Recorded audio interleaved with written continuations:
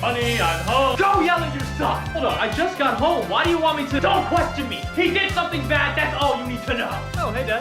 Hey, son. What's up, champ? Mom told you to do something, didn't she? Yeah, she just told me I have to yell at you, or... Why? I don't know. She didn't tell me. All right, well, get it over with before she comes in, okay? Okay, never done this before, but here goes. Listen here, you little ruffian. You suck at this. You better be yelling at him. Okay, well, it's kind of hard to do that when I don't know what he did wrong. He got an A- on his math test today. You gotta be kidding me. I know, right? He should have gotten an A+ like I expect. No, I mean, you expect me to yell at him over an A-?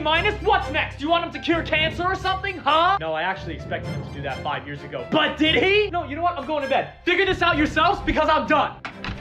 You wanted me to cure cancer?